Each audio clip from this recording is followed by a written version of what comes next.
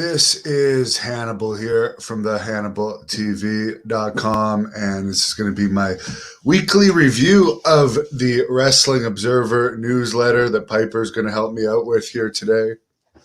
So I'll jump right into it. NXT apparently has a new logo, and no input from this logo was done by the NXT people as far as the future of NXT and its rebranding. Apparently the people making the decisions are going to be Vince McMahon, WWE President Nick Khan, John Laurinaitis, Kevin Dunn, and Bruce Pritchard. Apparently all these changes are happening because when NXT went from going to head-to-head with AEW to not having any competition and still getting low ratings every week, it is not reflected well on the people that were running it. And now the crowds are back, and Raw and SmackDown have been up beyond what they were during no crowd times, and AEW is also up. There's pressure on NXT because NXT is still underperforming. Apparently, WrestleMania in Dallas next year is going to be 2 days instead of one, April 2nd and 3rd in Dallas. And I do know World Class Pro Wrestling is planning some events around that time in the Dallas area, and I'm sure I'm going to be covering those because I do enjoy Texas, as all of you know. As far as Brock Lesnar and The Rock, as Piper's causing me some issues here, apparently The Rock is not going to be part of the WrestleMania in Dallas, but he will likely be in the 2023 WrestleMania in Los Angeles. But it's fully up to him. He's a big star. He can decide when he wants to appear. His latest movie, Jungle Cruise, has already made over $100 million, and that's just domestically. It's almost at $101 million domestically, and it has $86.9 million outside the U.S. And Johnson has already agreed to do a sequel. As far as Adam Cole goes, Mike Johnson has reported that WWE sent out an internal memo on August 30th saying that Cole was no longer with the company. WWE has shut down its its Japan branch. There was rumors they wanted to start their own Japanese brand and Mexico brand. But right now they fully shut down their Japanese brand. As far as ratings, this past week, Dynamite featuring CM Punk did a 0.37. Rampage featuring CM Punk and Sting was on Dynamite too, by the way. Rampage, I don't know if Sting was on, but it did a 0.34 rating. NXT did a 0.17 rating. Raw did a 0.55 rating, and SmackDown did a 0.59 rating, with Brock Lesnar advertised but not appearing on the SmackDown show. And those ratings show exactly what I was saying, that Triple H's quote-unquote baby NXT, it's still in the 0.1s where everything else is up. So you can, for all you people that say Triple H would save the WWE's product if Vince ever died,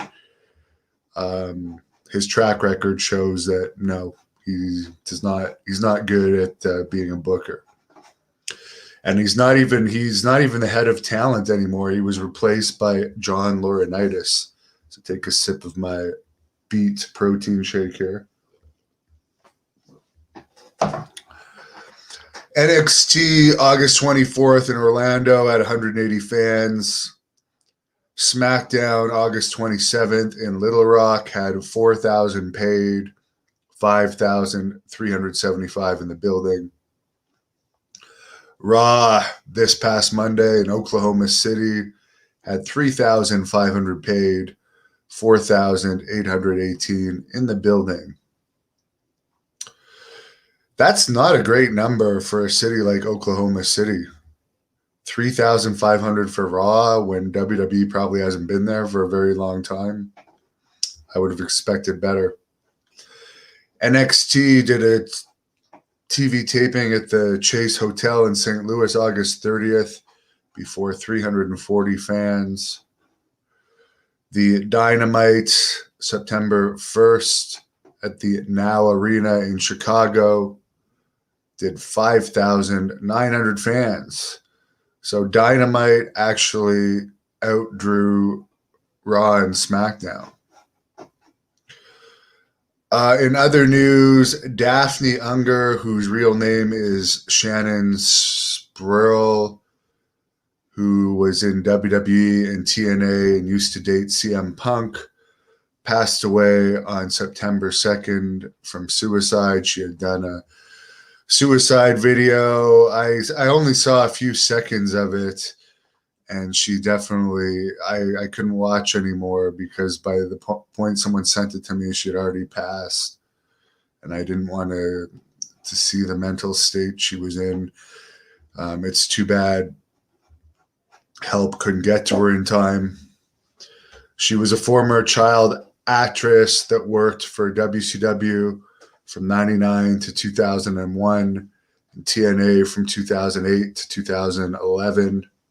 In 2003, she was signed to a OVW WWE development deal, but was released 5 months later.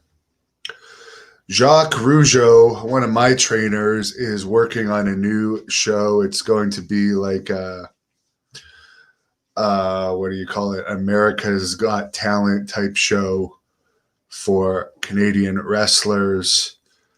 And the show is actually it's going to be done in French, but it will air on the Hannibal TV, as well as, from what I understand, some Quebec TV stations. And I'm not allowed to say what the prize is going to be, but they're working on a pretty good prize for the winner of this show. So more information on that to come.